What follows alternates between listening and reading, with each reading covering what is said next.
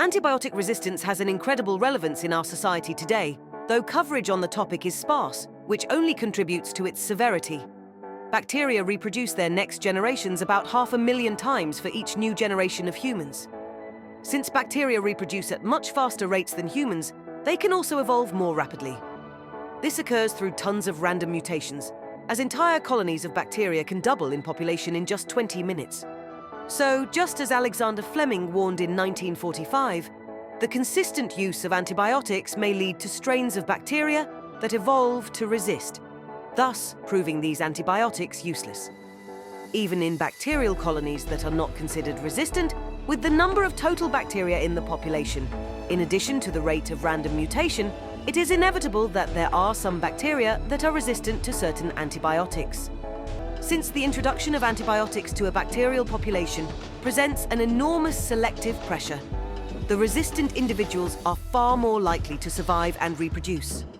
Over time, and as antibiotics become stronger, these bacteria are increasingly able to resist them.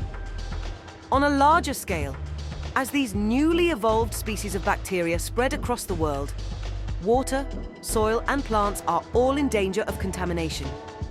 If the Earth's natural environments become affected, then so do humans, meaning everything living on the planet is prone to be affected by antibiotic resistance.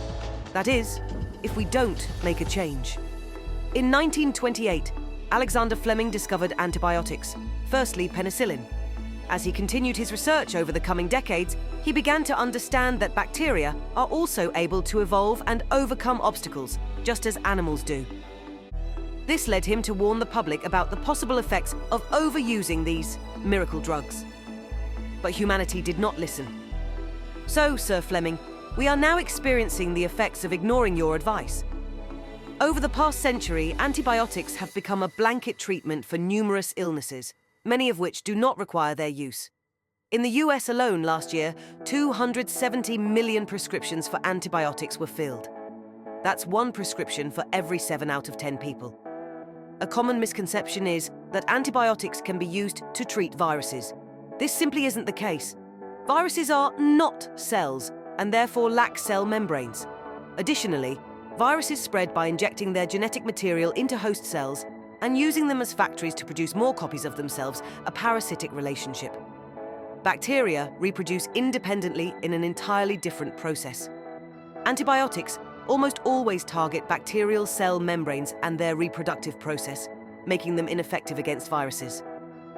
Additionally, when our healthy gut bacteria encounter antibiotics, a portion of the population will eventually be resistant.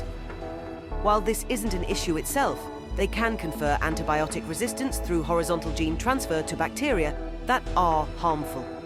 A resistant bacterial cell can transfer a plasmid to another bacterial cell in a process called conjugation, making that cell resistant. Yet another reason to avoid using antibiotics unnecessarily. Multiple measures, both at the individual and government policy levels, could help resist antibiotic resistance. An obvious choice would be more stringent restrictions on antibiotic prescriptions. Physicians could be required to present testing that justifies the use of antibiotics for every individual to whom they are prescribed. Numerous pharmaceutical products are already tightly controlled, and the infrastructure for doing so already exists.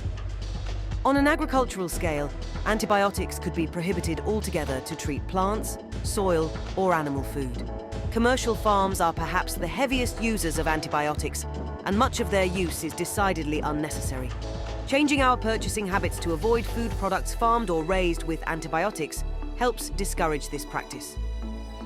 Even with all of these measures, people will undoubtedly find ways to procure antibiotics on their own. The last missing piece is education.